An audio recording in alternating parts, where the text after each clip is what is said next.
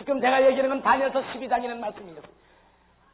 그러면 다니엘이가 이 상중에 본 내용을 강 좌우의 두 존재와 강 가운데에 세마포 옷을 입은 당시로서 최대의 화려한 옷을 입은 자는 바로 하나님의 영생하시는 자의 가장 직계가 되는 아들로서의 그리스도를 말하는 것입니다.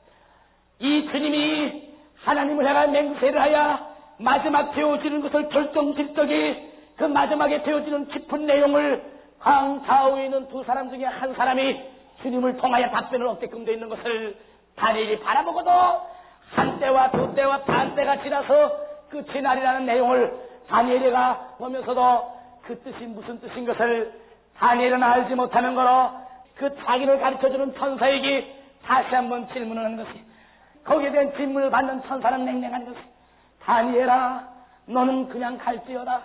이 말은 네가 알 바가 아니오. 마지막 때까지 봉함을 해둬라. 이 말은 네가 알 바니오. 너는 내대로 네 열만 하고 돌아가거라. 냉랭하게 다니엘에게 답변해주고 돌아가게 한다. 이 강은 한강도 아니고 요단강도 아니고 미시시피강도 아니라는 걸 얘기합니다. 주님이 근원이 되시는 강인 예루살렘으로서 솟아나는 생명수 강을 상징한다는 걸 소개합니다. 예루살렘으로부터 생명수 강이 솟아날 때에 생명수 강을 배경으로 끼고 두 존재가 필요하다는 것. 그 두 존재 중에도 먼저 움직인 종이 아니요 나중 움직이는 종이 한때 두때 반때의 내용을 수많은 사람들에게 알아들을 수 있도록 가르치는 시대가 온다. 이런 시대가 올 적에는 수많은 사람들의 세상 지식이 초과학적인 생활하는 시대가 올 적에 인공위성이 달나라를 가고 수많은 사람들이 미국과 영국과 한국을 눈 깜짝할 새 오고 가고 빨리 왕래할 수 있는 초문명의 시대가 발달한다. 이 시대에 이 말씀을 터뜨릴 적이 나타날 것을 예언하는 것입니다. 한때와 두때와 반때라는 역사가 이루어지지 않으면 미가엘 천사 정도 나타날 필요도 없고 심판을 베푸는 역사도 만들어질 필요가 있어요 없어요? 그러면 믿는 사람들이 가장 먼저 알아야 될 것은 천당을 타겠다, 지옥을 안 가겠다, 이러한 말보다도 제일 중요하게 받아들여야 될 문제는 한때, 두때, 반때의 기간이 과연 어떠한 기간인가를 몰라야 돼요, 알아야 돼요.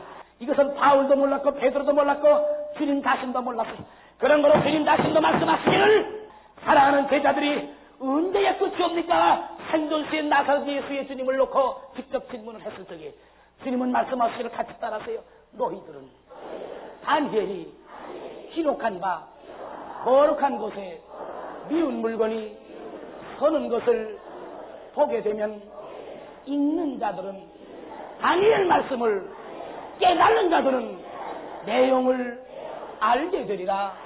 주님은 언제 어떻게 어떤 순서를 밟아 끝이 난다 말씀을 안 하시고 다니엘의 기록된 말씀과 같이 거룩한 장소에 미운 물건이 서서 한때와 두때와 반때를 지배하는 기간에 대한 내용을 아는 사람들은 마지막 때에 주어지는 광경을 알리라. 그런 거로 너희들이 다니엘 말씀을 알 수 있다면은 그 마지막 때에 되는 것을 알게 되리라.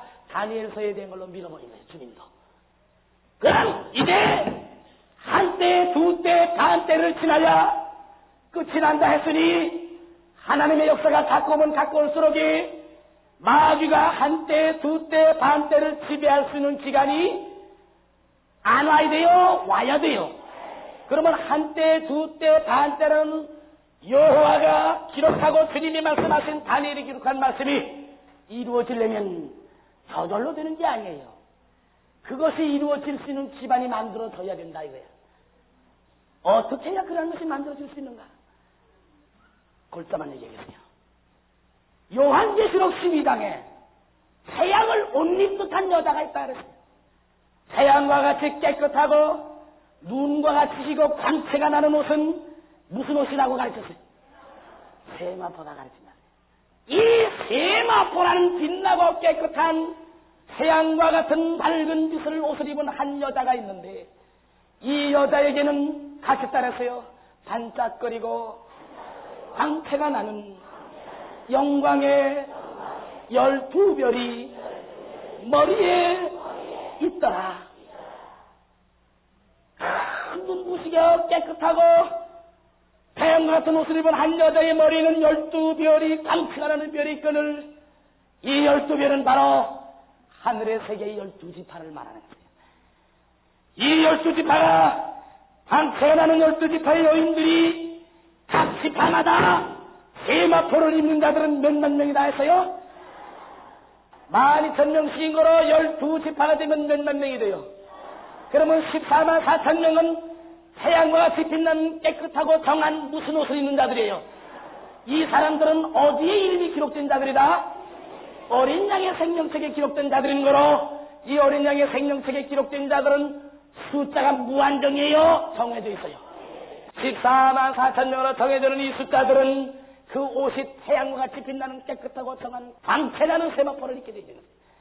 이 여인이 배가 불러서 아이를 낳고자 진통을 겪어, 마귀는 마귀대로 자기의 때가 가까운 줄로 알고 여자가 아기를 낳기만 하면 자기에게 최대의 적수가 되는 아기를 잡아 없애버리려는 거로 딱 기다리고 있어요.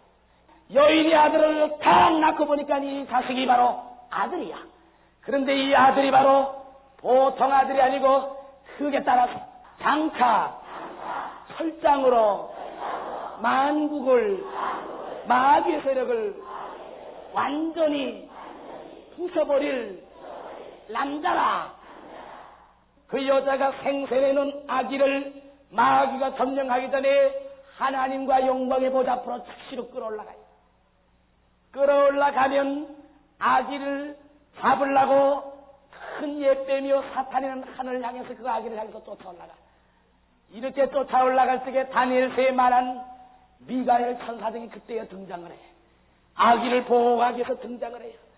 이때 세력이 미가엘 천사장과 싸우다가 마귀가 미가엘 천사장을 이기지 못하고 아기를 뺏지 못하고 도리어 내려와서 아기 대신에 아기를 낳아준 여인들을 괴롭히기 시작해. 이때의 괴롭히는 괴로움이 바로 한 때와 두 때와 반 때를 괴롭히리라. 아들을 낳은 세마포를 입은 여인들을 한 때와 두 때와 반 때 동안 괴롭혀. 이 괴롭힐 적에 바로 등장하는 마귀의 최고의 대가리의 인물이 세 번째 부하인 누구라고 그랬어요? 짐승이 등장을 한다. 그러면 한 때, 두 때, 반 때라는 역사가 이루어지려면 해를 옷 입듯한 여인이 누굴 먼저 나눠야 돼요? 이 아들은 무엇으로 다스린다? 만국을. 마귀가 주장하고 있는 세계는 무엇으로 다스릴 수 있는, 설정으로 다스릴 수 있는 권세를 누가 만들어줘요? 여자가 만들어주는 것이에요. 같이 따라서 마귀가 발등상 될 때까지 주님께서는 하나님의 우편에서 안 기다리신다. 주님이 기다린다는 것은 주님이 직접 오세요? 해주는 자 있어요. 그러면은 주님이 이 땅에 오실 수 있고 마귀의 세력을 까부시고 영광의 주님 오실 수 있고 못 오시는 것도 주님 직접 오세요? 신뢰비자가 있어야 돼요. 그럼 덮어놓고 말세요? 덮어놓고 주의 강림이 임했다? 아무것도 모르는 자들이죠.